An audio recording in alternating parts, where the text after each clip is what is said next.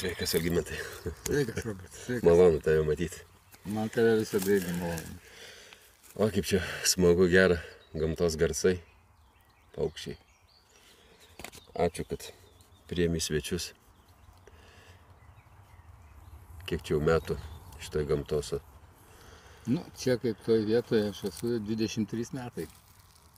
2000 metais mes įsigijom šitą žemę. Truputėlį tvarkim kiekvienais metais. Mūsų visos šeimos, kaip sakyti, tėvonija. Aš noriu pasakyti, gerbimi žiūrovai, kad bendrauju su kardiologu, gydytoju Algimantu Kirkučiu.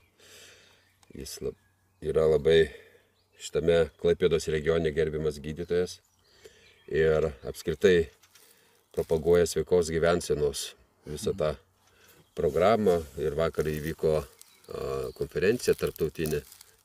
Jo, mes ne tik sveiką gyvenseną, bet pastaruoju metu pradėjom propaguoti aktyvę ir ilgą gyvenseną. Tai yra atkurta tokia Lietuvos veiklios ilgaamžystės akademija, kurią dar profesorius Krištapavičius ir kiti Vilniaus universiteto profesoriai įkūrė 1995 metais. Ir jinai buvo apmirus ta organizacija ir mes atkūrėme balandžio mėnesį praeitais metais. Ir praktiškai kiekvienais metais kiekvienais mėnesį organizuojam tokius susitikimus senjoram, ir kur aiškinam, kuo ilgiau išlaikyti sveikatą, kuo ilgiau išlaikyti aktyvumą, kuo ilgiau būti žmonėm naudingiem visuomeniai. Tai vakar buvo toks metų renginys Klaipėdos universitete.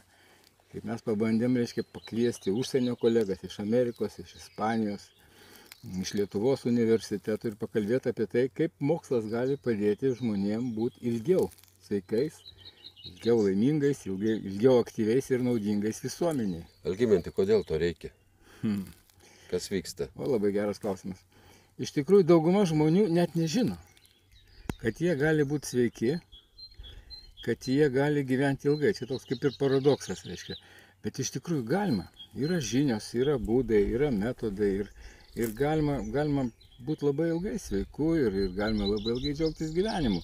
Ir tam reikia tiesiog suprasti, suvokti ir norėti to. O žmonės paprastai visi tokie kaip tunelį gyvena. Jie sprendžia tik tai savo tas kasdienės klausimus, pavalgyti, vaikus užauginti ir to viskas baigėsi.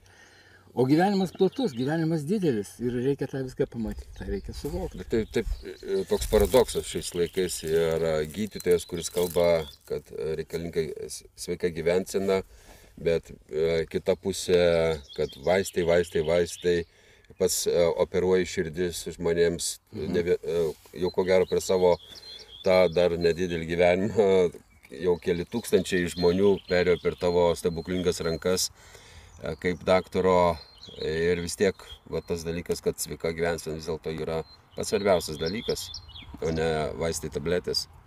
Kaip ir visas mūsų gyvenimas susideda iš dviejų dalių, iš tamsos, iš šviesos, iš yin ir yang, iš vyro ir moters yra dvi dalys. Yra gėris, blogis. Taip ir medicina yra gydymas, kada liga, bet yra ir kita pusė, kuri pas mus dar nelabai taip išsivyščiusi, sveikatos tausojimas ir stiprinimas. Mes tiesiog ne visada įsivaizduojam, kad galima žymiai svarbiau yra sveikatą išlaikyti, negu susirgus lygą gydyti. Susirgus lygą reikia gydyti, reikia operuoti, reikia ten sulūžo koja, reikia ją sugipsuoti ir visi kiti dalykai, bet galima padaryti taip, kad koja nesulūžtų. Iš kur tokia pačio filosofija yra atsiradus, kokios asmenybės tave tai skatina daryti? Kiek žinau, pas tave teko lankytis bibliotekoje, namuose, labai daug vidūno. Iš tikrųjų, čia toks geras klausimas, bet labai ilgas atsakymas. Aš nežinau, užteks laiko, kad atsakyti viską. Iš tikrųjų, tai aš iš esmės esu kaunietis, mes abudu esame kauniečiai. Ir aš jau turėdamas profesoriaus diplomą 93 metais persikėliau į Klaipėdą. Mane Jūrininkų ligoninės gydytojas Jonas Sąlyga pasikvietė, kad aš padėčiau suorganizuoti Klaipėdai kardiologiją. Ir kai atvažiavau, tai buvo tik tai vienas kardiologas iš visoje šitoje vakarų Lietuvoje, licencijuotas kardiologas. Ir reikėjo viską bandyti kažkaip daryti. Ir mes pradėjom pritraukti daugiau jaunų gydytojų, visą kitą. Metodus pradėjom, kardiochirurgija pradėjo vystytis, kardiologija pradėjo vystytis.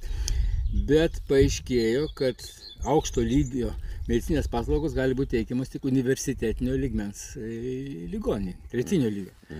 Kai buvo Klaipėdos universitetas 21 įkurtas, jis neturėjo dar medicinos fakulteto. Kiekvienas universitetas, universum, turi būti universalus. Ir tuometinis profesorius Vaitiekūnas, mes su juo kažkaip pabendravom, sako, reikėtų įkurti Klaipėdos universitete medicinos fakultetą. Ir mes lyg taip pradėjom tą daryti, bet kada pradėjom daryti, pamatėm, kad tai nėra toks paprastas dalykas. Tokioje vietoje, kur nėra nei tradicijų, nei nieko, nei laboratorijų, padaryti medicinos studijas, tai yra labai sudėtinga. Reikia anatomijos, citologijos, fiziologijos, reikia mokslininkų, reikia laboratorijų. Čia labai didelės investicijos.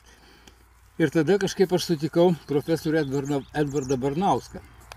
Tai labai įdomus žmogus, jisai lietuvių kilmės, bet švedų pirmasis kardiologijos profesorius. Jis tada jau buvo emeritas, viešėjo pas mus Lietuvoje. Ir aš jam papasakojau tą situaciją, kad yra tokie norai, bet nėra galimybių. Tai jisai sako, jūs kurkit ne medicinos, bet sveikatos fakultetą.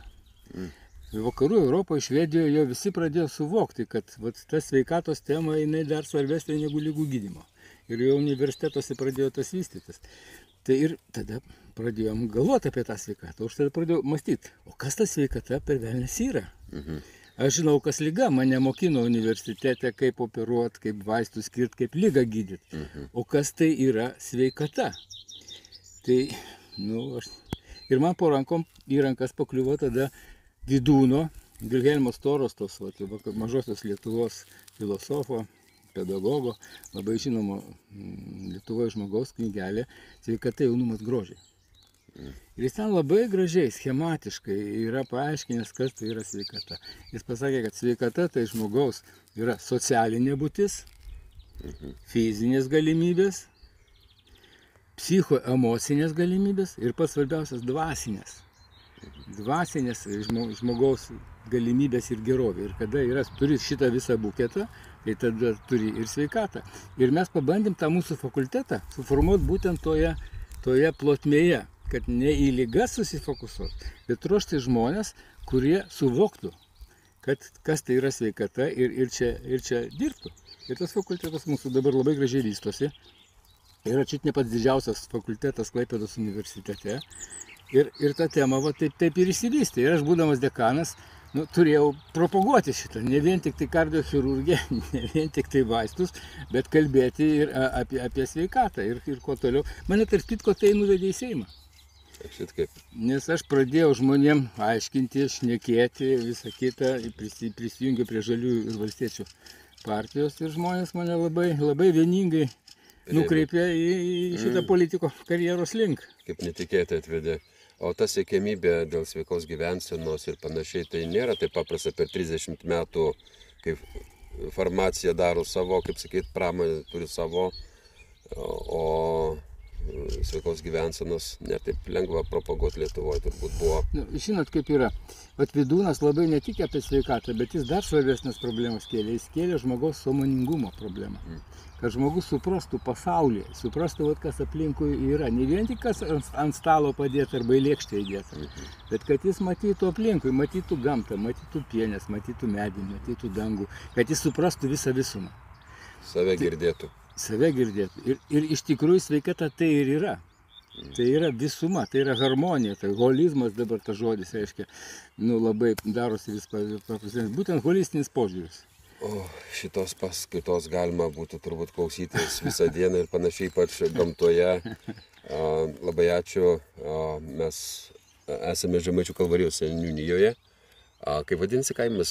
Skurvidai. Skurvidai. Kviečiam visus atvažiuoti pas mus, pamatyti, kaip mes gyvenam.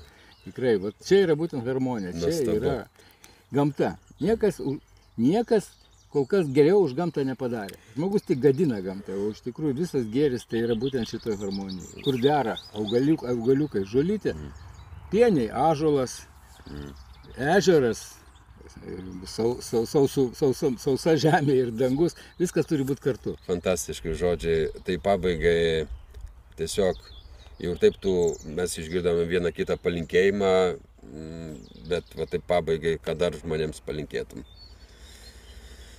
Optimizmo ir geranoriškumo. Aš galvoju, kad norėk kitam gero. Ir jeigu kitas norės tau gero, tada visada bus viskas gražu, žydės ir mes būsim harmoningi. Bus kaip gamtoj.